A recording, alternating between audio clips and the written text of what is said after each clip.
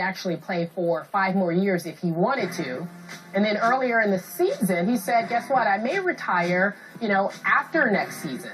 So with all that in mind, and now we have this injury, how does this impact Kobe's future?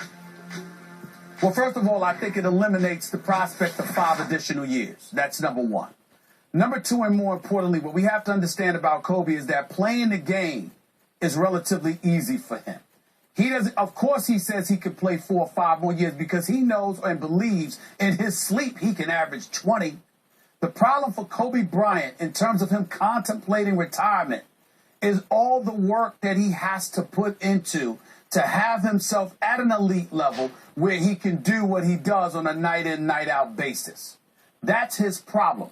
So the fact that he's torn his Achilles, as Skip has alluded to, I had a cracked kneecap in half. I never tore the Achilles. But you listen to anybody who's endured that, they talk about how it's a living hell. Like it's so incredibly difficult to deal with.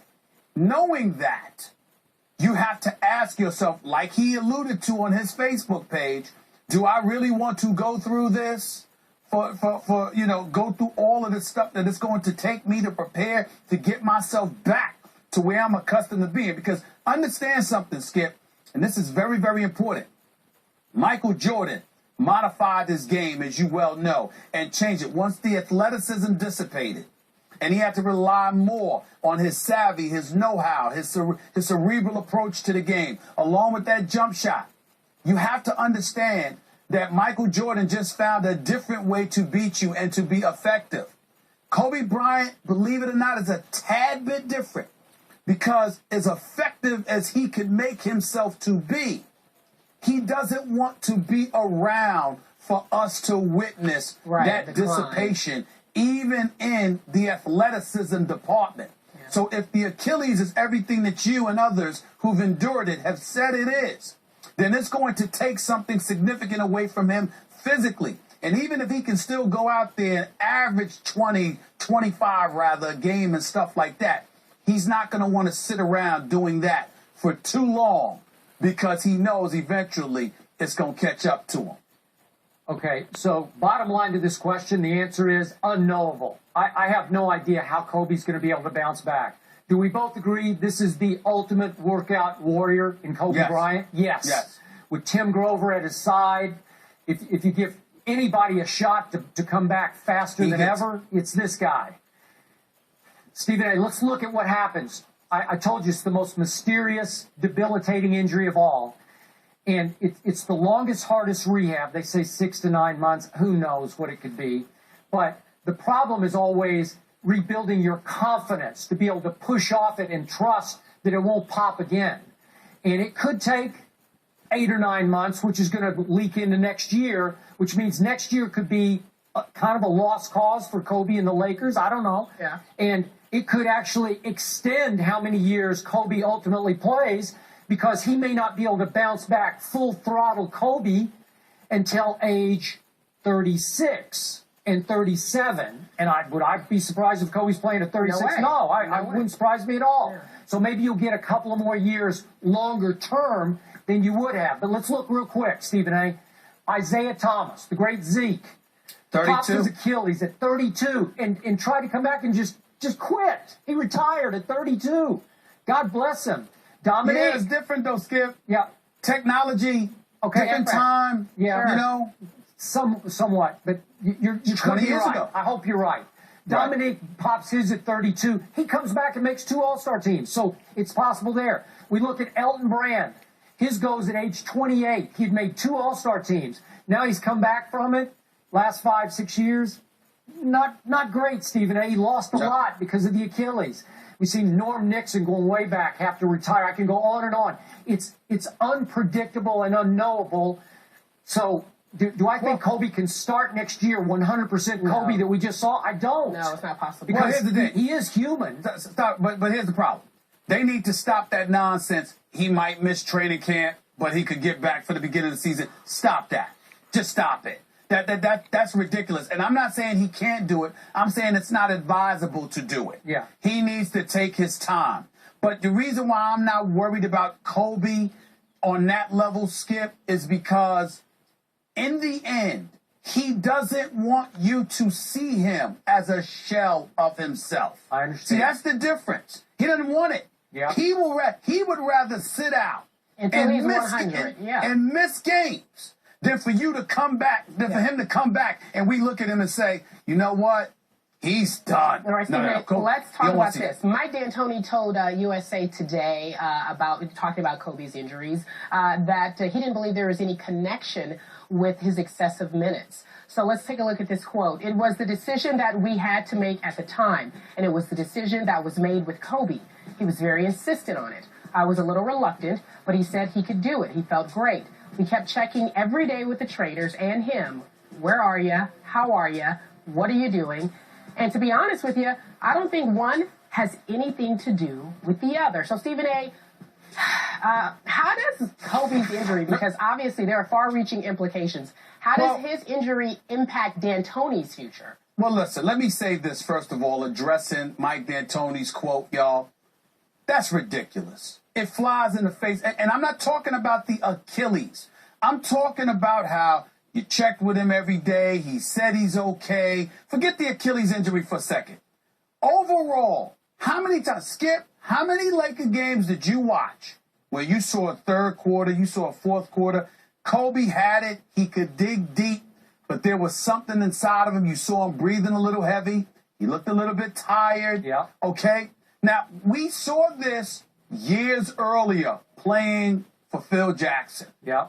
Why would we not see this now? Of course we see it. The difference was Phil said, I need you to take a minute. Come sit over here. Yeah. Nah, Kobe like, no. Sit down. Yeah. He said, take some Gatorade, drink some water. It'll only be 60 seconds. It'll only be 2 minutes. Then you can come back in. You see what I'm saying? Yeah. It's just like what Mike D'Antoni is missing here. And this is why it bothers me that he walks around so sensitive to what everybody says about him.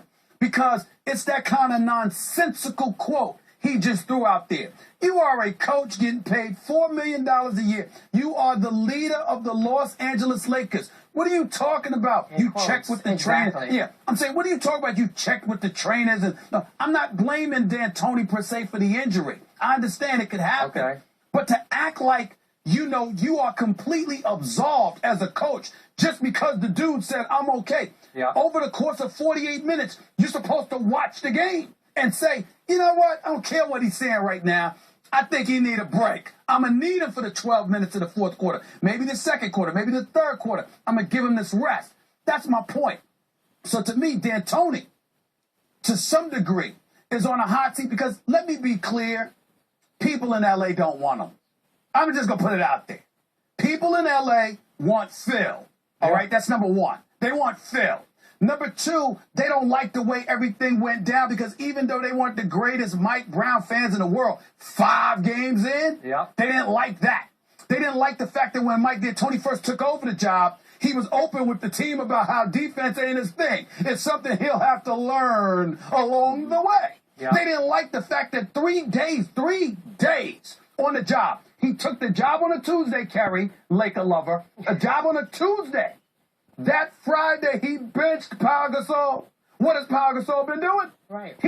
What he's been doing is what he did when they won 2 titles. So you got all of this residue of Mike D'Antoni's era in Los Angeles staring us in the face. And then he will issue a quote like that. It almost seems like he's just trying to absolve himself of culpability. When you're the coach, you're supposed to be the first to stand up and accept culpability. That's not what we're seeing here in terms of this quote, and that's my problem. Okay, I hear you. And you remember we recently agreed that D'Antoni needed to help Kobe save his legs. Remember recently from the three-point line, Kobe Bryant went on a 1-for-21 slump.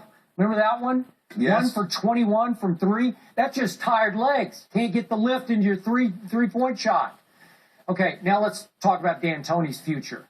I think Kobe's injury, crazy as it sounds, I think it saved D'Antoni's job because it effectively it put it on hold for next year where Jim Buss doesn't have to immediately answer for a Kobe-led team collapsing in the playoffs. Where, let's just say they play the Thunder and got swept, 5 games, whatever.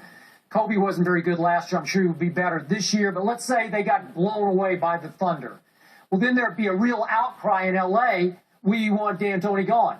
And Stephen A., Jim Buss clearly doesn't want to have to pay Mike Brown and Mike D'Antoni and next year without, and another can Phil Jackson, without having two of them even coach at all. So I just say it'll put it on hold till next year where Jim Buss can get away with keeping D'Antoni into next year, because it just became a non-issue, because the only issue right now is when can Kobe come back. But Stephen, you said they have to deal with the issue of Dwight Howard. And if they can push that situation, Dwight Howard could say, I don't want D'Antoni. Well, Kerry, thank you for bringing that back up, because this is very important as well.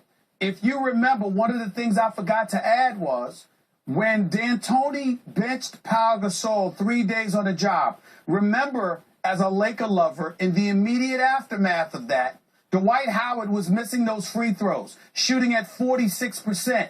People asked D'Antoni, why don't you bench Dwight Howard?